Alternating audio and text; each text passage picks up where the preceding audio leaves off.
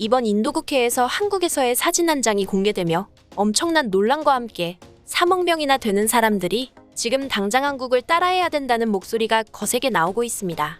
사실상 강대국이라 불리는 인도에서 이 같은 발언을 한 건 꽤나 큰 화제입니다. 그도 그럴 것이 인도는 20년 전 한국의 모습을 기억하고 있는 사람이 대부분이라 요즘 한국의 길거리 사진만 봐도 다들 입을 틀어막고 놀라기 쉽습니다. 심지어 죽기 전 한국의 문화를 경험해보고 싶다며 한국으로 여행 오고 싶어하는 사람들도 급속도로 늘고 있는 상황인데요. 한국관광공사의 통계 자료에 의하면 실제로 인도인, 특히 여성들의 한국행 발걸음이 전염병이 생기기 전보다 12%나 증가했다고 합니다. 도대체 어떤 사진이 인도 내 한국 열풍을 불러일으킨 것일까요? 자세히 알아보겠습니다.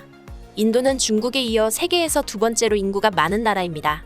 2023년경에는 중국 인구를 추월할 것으로 예상될 정도로 영향력이 큽니다. 비동맹을 주도하는 제3세계를 대표하는 나라로 국제기구에서의 발언권이 상당히 강하기도 한데요. 그래서 그런지 사실 인도는 한국을 그다지 선진국이나 강대국으로 전혀 인정하지 않고 있었습니다. 아직도 한국은 온통 쓰레기 길거리에 무질서, 비매너 시민의식이 후진국이라고 생각하고 있습니다. 인도가 이렇게까지 외국에 관심이 없는 이유는 인도의 넓은 면적과 다양한 인종 때문인데요. 반도 국가 중에서 가장 면적이 넓고 세계에서 인구가 두 번째로 많은 크고 다양한 나라입니다. 크고 다양한 나라 하면 거론되는 대표적인 나라가 러시아, 인도네시아, 중국 등인데 중국이야 소수민족이 56개, 인도네시아와 러시아도 200여 개 민족 언어를 가지고 있지만 인도는 언어만 2138개나 되는 어마어마한 수준입니다. 게다가 인종도 매우 다양한데요. 북인도의 아리아인과 남인도의 드라비다인만 있는 게 아니라 흑인도 있고 북동지방의 소수민족은 몽골로이드인데 예를 들어 나갈랜드인은 중국 티베트어족으로 중국인과 같습니다. 경제력은 명목 GDP는 6위, 구매력 평가 기준 GDP는 3위이며 인구는 곧 중국을 추월할 예정이고 남한 면적 33배인 넓은 나라입니다. 인도로 여행을 간다면 확연하게 느낄 수 있습니다. 실제로 열차를 타고 가면 보름 이상을 가며 노후한 열차들이 많고 멈추면 한참을 있다 가는 게 기본입니다. 이런 인도에서는 한국의 80년대, 90년대의 모습을 마지막으로 기억하고 있는데요. 인도에서 한국으로 놀러온 유튜버의 짧은 영상이 퍼지며 인도 내에서 한국이 그렇다니 말도 안 된다는 이야기가 들리자 본인의 게시글에 직접 글을 쓰며 한국에서의 일들을 설명하기 시작했습니다. 이는 인도의 국제관광부에서도 권해 사항으로 나올 정도로 큰 안건이 되었는데요. 해당 글을 살펴보면 다음과 같습니다. 인도에서 살다가 한국으로 오면 절대 다시 못 돌아간다는 이야기가 있습니다. 저도 이번에 느꼈지만 절대적으로 공감합니다. 모든 위생적인 부분이나 청결에서 인도는 상상 이상입니다. 그러나 한국도 마찬가지로 상상 이상이더군요. 세상에서 이렇게 조용하게 분주하며 깔끔하고 철두철미한 선진국 같은 나라는 찾아볼 수 없을 겁니다.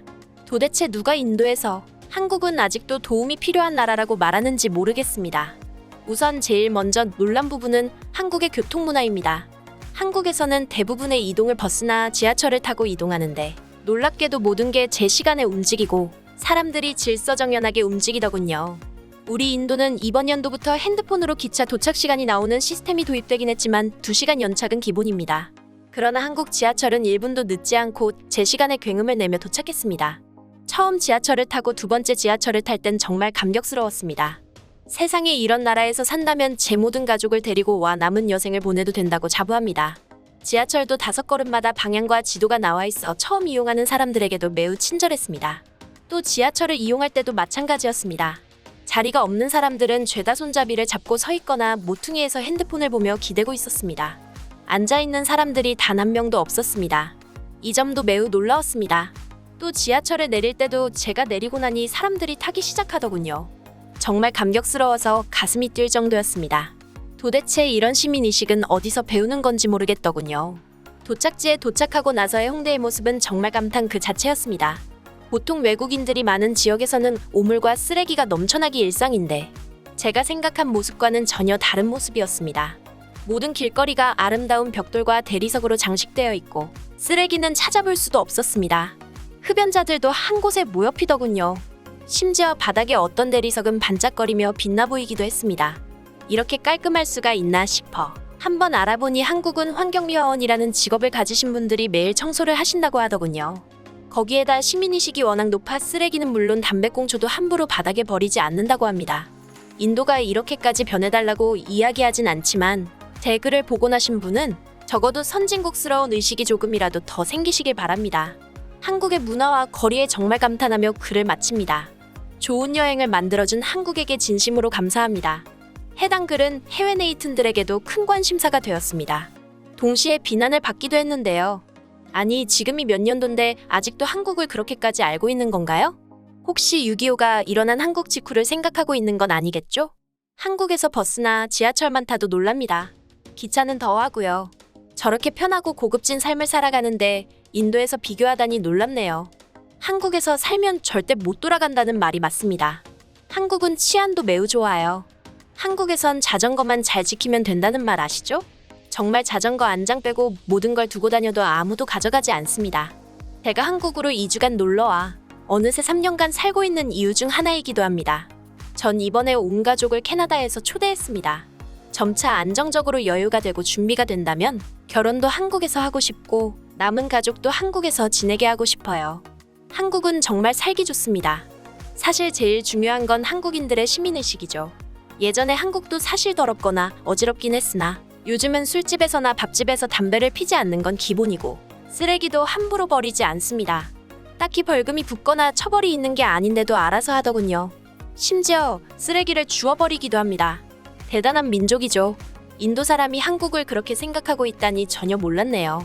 제가 인도를 놀러 가본 사람으로서 인도 사람들이 한국을 그렇게 알고 있는 게 천만다행일 겁니다. 아마 죄다 몰려들 수도 있어요. 인도에 살고 있는 한국 사람입니다. 인도는 식수부터 시작해 불편한 점이 한두 가지가 아닙니다. 특히 한국인들이 제일 놀라는 부분 중 하나가 택시인데요. 중간엔 마트에 들러보닌 장을 보거나 가는 길에 내려서 친구랑 떠들고 노는 일도 있습니다. 인도로 2주 정도 여행을 간 적이 있습니다. 정말 2달 같은 시간이었습니다. 그리곤 한국으로 여행을 갔는데 2주가 이틀처럼 느껴지더군요. 한국인들은 조용하면서 소심한 것 같은데 정말 친절하고 똑똑합니다. 영어도 수준 이상으로 잘하더군요. 외국인들이 한국으로 놀러 가면 많이 모인다는 이태원이나 홍대, 명동에 가보면 조금 지저분하긴 하지만 그래도 정말 깔끔한 편에 속합니다. 한국인들은 도대체 어디서 그런 시민의식을 배우는 건지 모르겠어요. 그저 대단할 뿐입니다. 한국이 이처럼 선진국이 된 건 오래전 일이 아닙니다. 사실 시작은 어느 나라든 같습니다. 다만 잘못된 것을 얼마나 빨리 깨닫고 고쳐나가느냐의 차이라 생각됩니다. 자랑스러운 한국의 시민의식에 감사하며 영상 끝까지 시청해주셔서 정말 감사합니다. 오늘도 좋은 하루 보내시길 바라며 더 좋은 소식으로 찾아뵙겠습니다. 구독과 좋아요, 알림 설정은 더 좋은 영상을 제작하는 데 큰 힘이 됩니다.